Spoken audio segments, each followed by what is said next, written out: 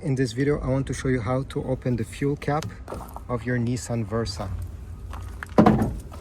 Go in the driver's side and on the left, lower yourself and you're gonna find the hood latch on the right, and on the left, the fuel cap latch.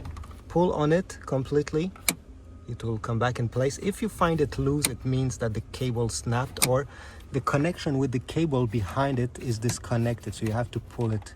You have to put it back there. But just by pulling on it, it will pop over here and you'll be able to open it, unscrew the cap, and don't left the cap against the paint. It can damage with the fuel and you can even scratch it.